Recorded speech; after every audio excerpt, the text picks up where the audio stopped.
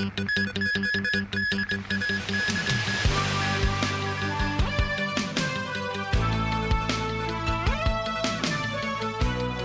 位歡迎收睇呢節新聞。3號強風信號現正生效，至少維持到下晝6點。強烈熱帶風暴風神集結喺本港以南大約420公里，正橫過南海北部。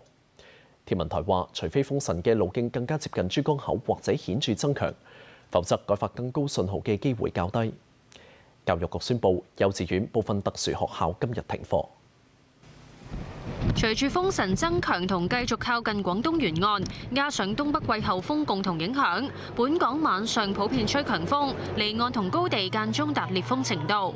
天文台預測，風神星期一晚至星期二朝早最接近本港，並且喺本港以南大約400公里外掠過。除非風神咧採取更為接近珠江口嘅路徑咧，或者係顯著咁樣增強，否則咧改發咧更高熱帶氣旋警告信號嘅機會咧就比較低㗎。受到風神嘅外來雨帶影響啦，咁留意咧聽日嚟講咧個雨勢有時都會比較頻密嘅。咁仲要留意咧天氣就顯著比較涼啦。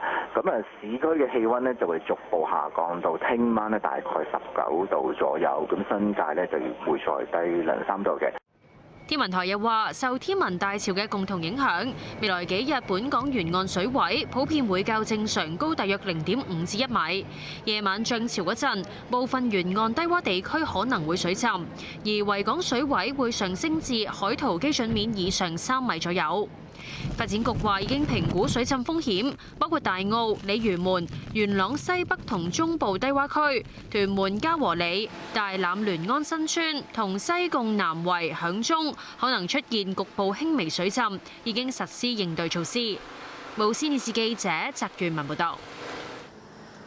而喺澳門，夜晚嘅風勢亦都有所增強，3號風球生效，預料喺朝頭早維持。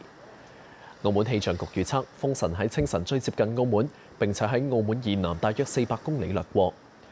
除非風神採取較為偏北嘅路徑移近華南沿岸，否則改發8號風球嘅機會係較低。由於正值天文大潮，預計內港低窪地區會出現輕微水浸。澳門星期2同埋星期3多雲，有頻密降雨，最低氣温會降至大約17度。